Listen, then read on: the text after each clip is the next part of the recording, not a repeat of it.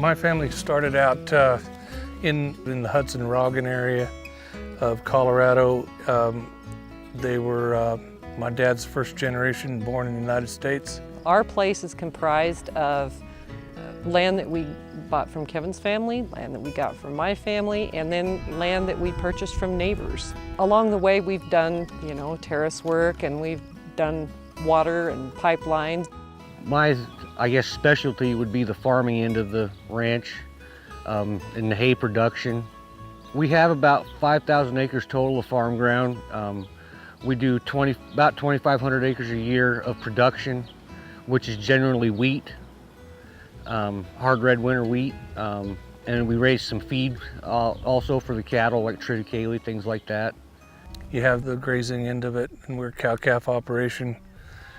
There's about 28,000 acres of grassland in the total operation. Right now, we're still trying to recover from the drought that's actually started about 1998. We ended up selling quite a few cows down to survive the drought, and the ranch come through it whole once it did start raining again. Right now we're only running about 450 cows. We have the capability of running 900 to 1,000. We're just working back up into it slowly. We've installed 7,200 feet of pipeline, approximately 15 wells, 11 tanks, 9 solar systems, 55,000 feet of terrace only in the cropland.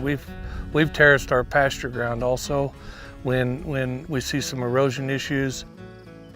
We live in a pretty small circle, and within that circle you have partners that you can call on, you can lean on, call them up, get their spin on what's the burning issue, and use them as a sounding board. And cattlemen's especially. Sandy and I attended a meeting a month ago in Denver, and I found it refreshing, at the very least, that Terry Fankhauser was there, and he was the only true voice for agriculture besides Sandy and I in that meeting. I would have hated to seen how that meeting would have went if we hadn't have been there, and especially Terry. With the NRCS, we've worked with them for years. We have tried to implement different things that they've had available. Like this water system, we start out with a 12,000 gallon storage tank, and the pipeline feeds 4 stock tanks. And by the time you get to the very last tank, because it's gravity fed, there's 200 pounds of pressure at the end. So maybe eventually we'll add on to that and keep it going. But in this part of the country, without the water, we don't have much. They've helped install this tank, rubber tire tank. We have the windmill here that we put in the late 90s. Windmills are a great tool. They've been around for a long time. But what I don't like about a windmill is this windmill is going to continue to pump. Well, when it's pumping, the tank's full, it goes out the overflow, and that's wasteful water. And the new systems with the solar systems, we put floats on them. When the tank's full, it shuts it down. The cattle make their way back. The float system turns the pump back on, and it's just technology at its finest, if you ask me. Now, going out and checking cows isn't that hard because we got water around every corner. There's all kinds of wildlife. There's coyotes, and there's rabbits and deer and antelope, all kinds of birds, insects and bugs, and there's all kinds of wildlife on the ranch. I mean, if you watch, Mother Nature will tell you what you need to do, and I believe to keep a good range, it's management. It's keeping your cattle in the right area at the right time, management of the whole operation.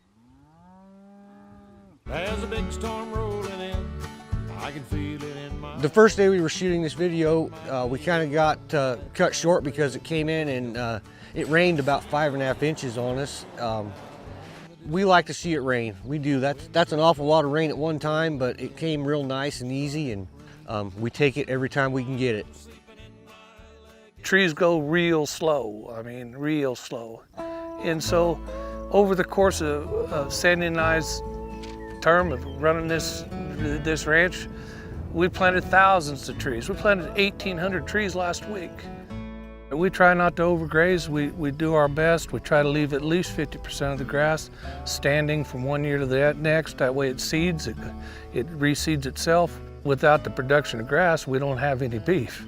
Rotational grazing, we practiced that for years. This is summer pasture. We take them out of here in the fall when we wean. We do what's called switchback rotational grazing. We bring the cows home when we calve, and that, I don't know, I think that's pretty much everybody's favorite time of year. When it starts, everybody's excited for that first calf. And by the time the last one is born, everybody's ready to kick them out for the summer. So we just watch the cattle, watch the grass. When it's time to move, we'll move them out of this pasture over to another pasture. And we do that constantly through the summer. Coming from town and then transitioning into a rural lifestyle, there's a lot that surprised me about it, and I think the most was I totally didn't anticipate how much work it takes. I had no idea. And like I said, it's your whole entire life. It's not just what you do. You don't go to work and then you come home and you turn it off. It's when you get home, you're talking about the financial side of things and how you prepare for the future. And it's not just the manual labor, but there's so much that goes into it on the economic side and the financial side of it that I had no idea about. I'm able to work side by side with Ty every day, and I wouldn't have that opportunity if it wasn't for the lifestyle that we live. I grew up riding horses, and I like the horses. I like moving cows on horses, and my daughter-in-law, I think it's the same thing for her. She just loves the horses, and so we're the two that like to ride the most, so we do it. We ride when we don't have to move cows. I love working with family, my mom and dad and my brother and his wife and my kids when they're here. You don't get that opportunity very often. It's great. Family is our biggest goal, always has been, and Mom and Dad have drove that home to us. God first, family second, place third. In winning the award, it is a great achievement. You know, it's a great humbling award for us. I knew what we'd done, but I never thought it was to that scale. The real achievement and the real success in it will be when the boys, maybe 20 years or 30 years from now, do it again. There are people who would just love to do what we do, and we're lucky enough to be here, and this is our life, and it's what we do.